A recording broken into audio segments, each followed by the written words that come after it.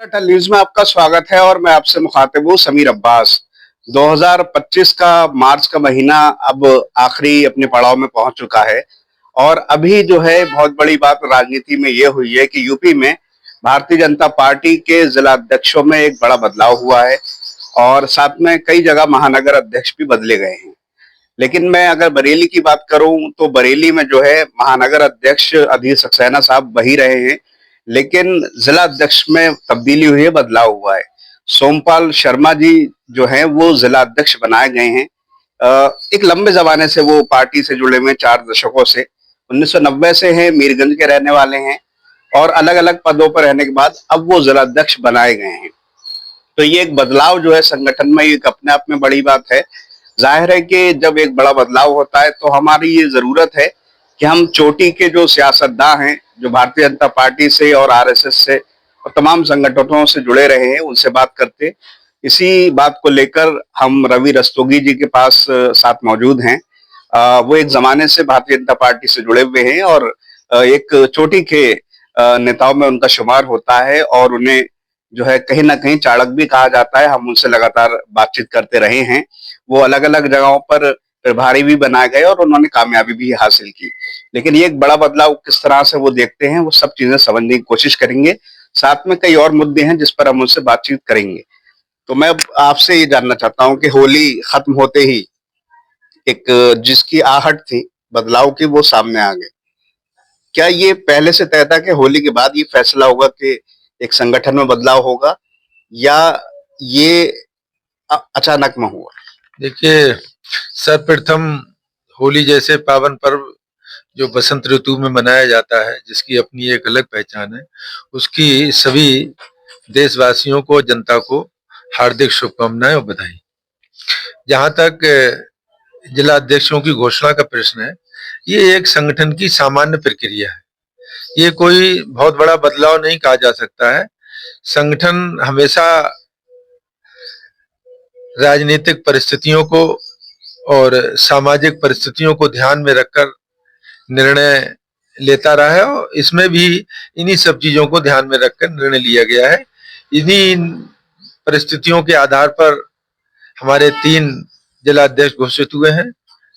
श्री महानगर से श्री अधीर सक्सेना जी, और बरेली जिला से श्री सोमपाल शर्मा जी, और आंवला जिला से श्री आदेश प्रताप सिंह जी। तीनों ही हमारे पार्टी के वरिष्ठ और समझदार और अच्छे योग्य कार्यकर्ता हैं।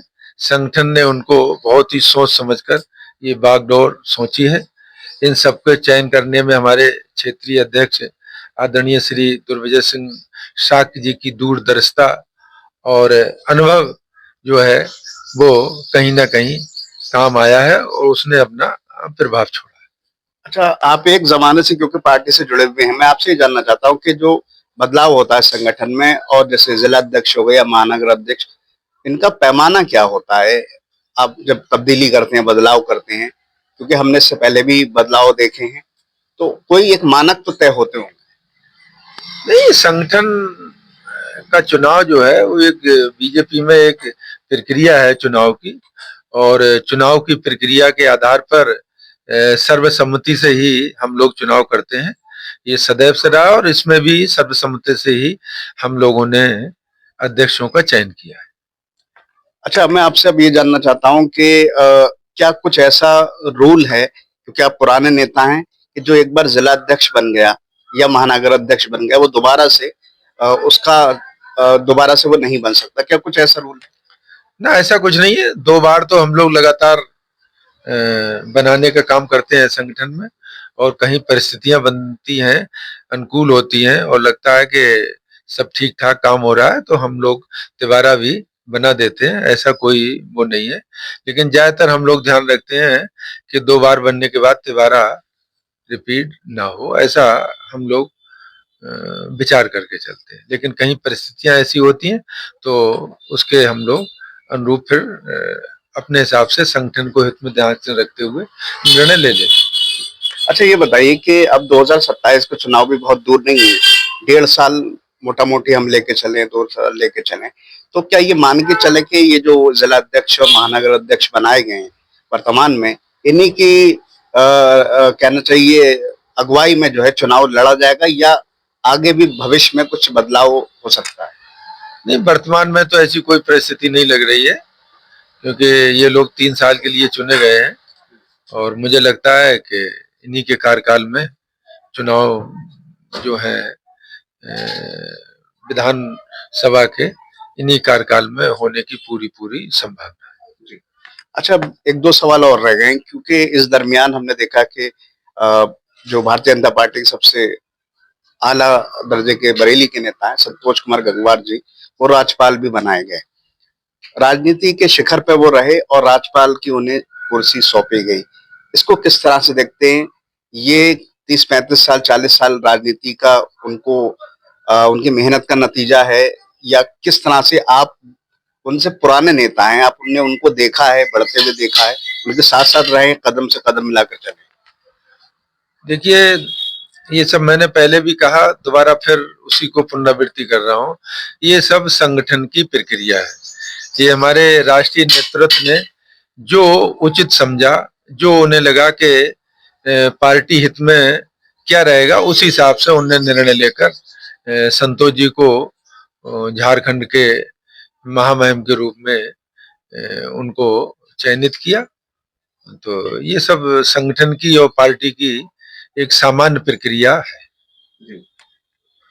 अब मैं बस एक दो सवाल और रह गए कि क्योंकि चुनाव भी मैंने जैसे कहा 1.5 साल हम मान के लेके चले, वो है विधानसभा का, तो आपका संबंध बरेली में आप क्योंकि रहते हैं, आप नवाबगंज से भी संबंध है, क्या आपके मन में ये कहीं ना कहीं विचार चलता है कि आप भी जो है सीधे तौर पर राजनीति में, इससे पहले भी आपने कुछ कोशिशें की थी, आगे भी आपका कुछ प्लान है मन में, आप भी दावेदारी या उम्मीदवारी ठोकने का इरादा है कहीं से?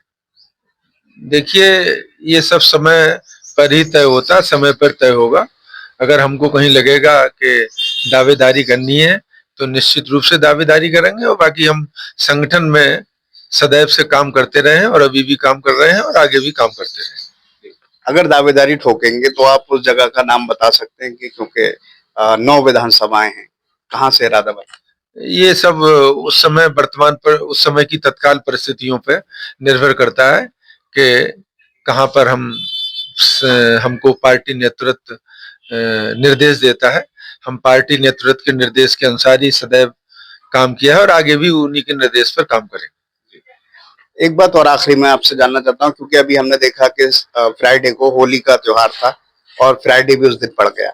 आपने भी एक लंबे अपने जिंदगी में ये चीजें देखी होंगी, लेकिन इस बार हमने देखा कि एक माहौल बनाने की कोशिश की गई, तो और बहुत अच्छे से अमन शांति से तमाम चीजें गुजर गई। बरेली में बहुत सुकून रहा और तमाम जगह यूपी में भी।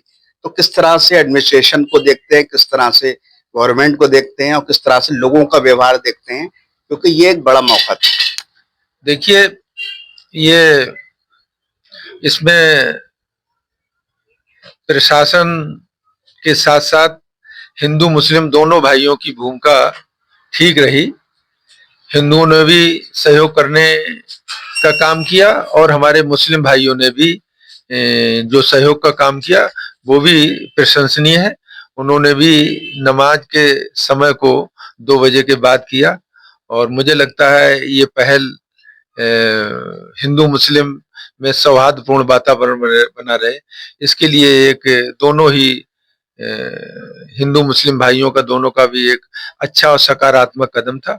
और हमारे जो देश के प्रदेश के मुख्यमंत्री माननीय योगी जी हैं, उन्होंने इसमें अहम भूमिका निभाई कि पूरे प्रदेश में भाईचारा बना रहे और प्रशासन को उन्होंने सख्त निर्देश दिए कि किसी भी कीमत में सौहार्दपूर्ण वातावरण बना रहे, वो न बिगड़ पाए।